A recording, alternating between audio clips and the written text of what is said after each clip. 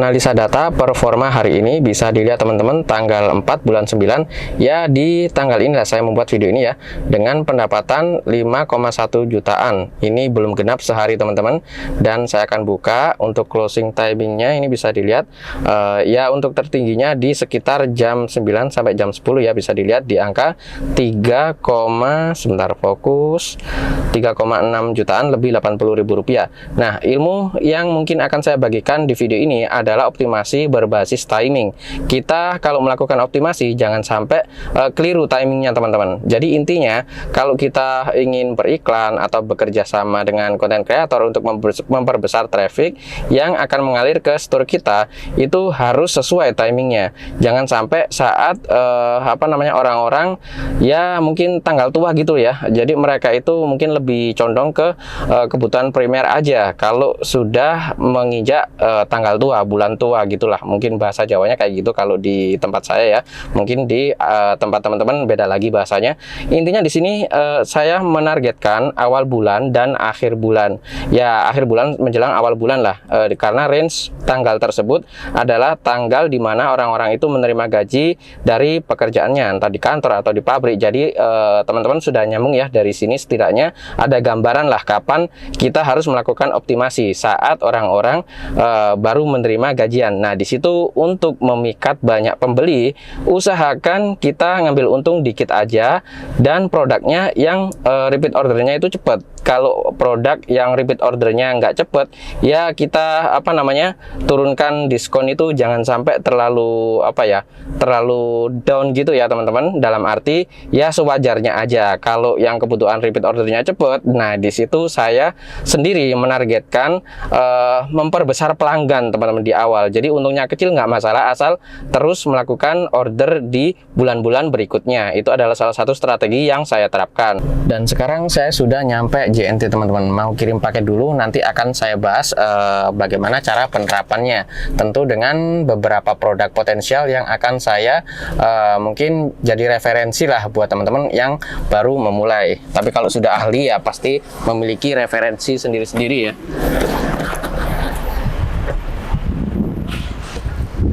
Nah, kayak gini teman-teman. Untuk yang item-item ini ya yang pembelian reguler lah. Kalau yang box kayak gini yang beli banyak. Jadi beli kecil sama beli banyak saya bedakan untuk harganya. Ya setidaknya buat memikat market aja. Ini saya ambil satu dulu, nanti akan saya kirim semuanya. Karena nggak bisa teman-teman. Ini tangan kanan pegang kamera, tangan kiri ya pegang paket kayak gini. Ini masih satu. Dan disitu saya biarkan di bagasi. Masuk ke JNT-nya. Nomor itu baru? Di belakangnya.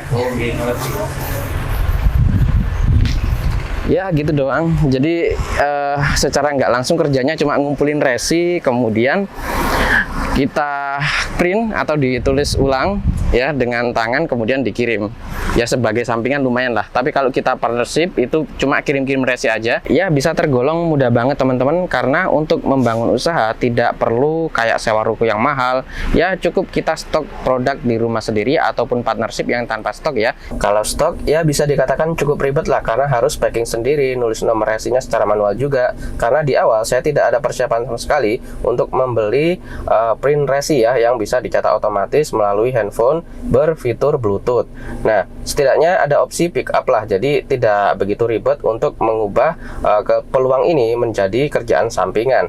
Jadi ya seperti inilah, ada kurir yang datang ke rumah untuk ambil paketnya. Kecuali kalau saya bikin konten, biasanya saya drop off ya teman-teman. Untuk income digital market sendiri, di awal saya menggunakan Amazon teman-teman sebagai affiliate ya. Namun setelah banyaknya platform dari Cina, itu saya menggunakan TomTop, kemudian Gearbest dan lain sebagainya. Ya untuk Banggood juga saya ikut, dan ini untuk daily average-nya 4.333,92 US dollar ya, cukup gede ya teman-teman. Ini untuk income dalam 2 bulanan.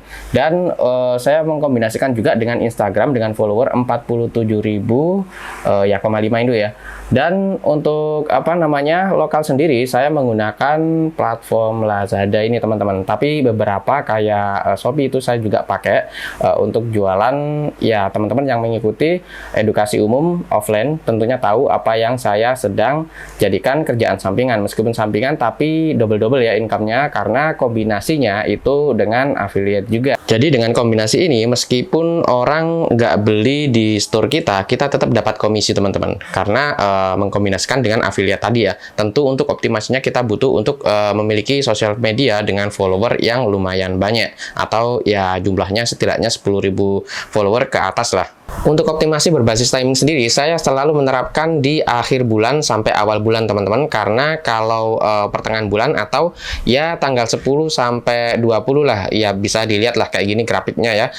Kalau akhir bulan sampai awal bulan bisa tinggi, karena ya secara fundamental orang-orang baru menerima gajian, pegang uang, dan kalau kita melakukan promosi dengan menjual produk tertentu yang mereka butuhkan, maka pembelian yang kita terima di store kita akan tinggi juga teman-teman.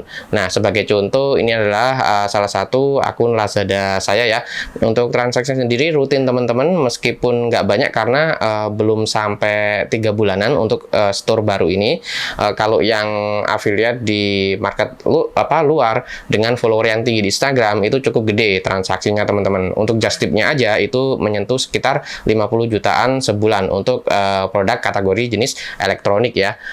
Jadi Lazada sendiri ini ya buat pemula cukup bagus lah.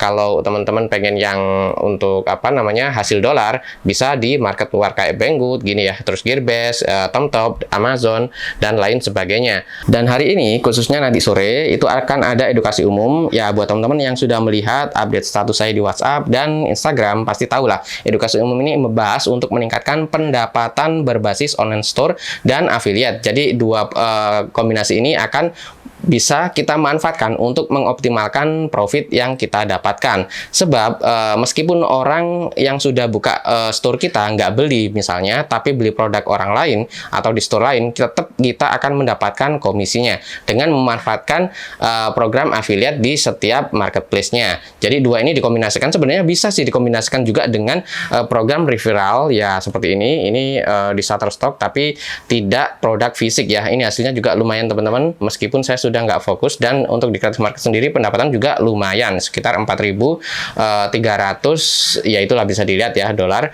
Kalau kotornya 6.000-an, 6.000 dolar, tapi bersihnya 4.300 dolaran ya. Setidaknya dengan dua mekanisme ini teman-teman bisa mendapatkan penghasilan dengan optimal teman-teman, yang akan saya bahas di edukasi umum nanti sore khususnya. Dan itu akan saya lihatkan juga akun saya, jadi teman-teman bisa langsung real melihat pendapatan yang ada di dalam akun saya ya, buat buat penyemangat ya. Di situ juga akan saya berikan tips dan trik berdasarkan pengalaman saya sendiri untuk mengoptimalkan penghasilan. Sebenarnya bisa juga link dari affiliate itu dikonversi ke ads view juga, jadi pendapatannya bisa berlipat-lipat teman-teman. Dengan sekali action bisa 3 sumber pendapatan yang kita bisa optimalkan.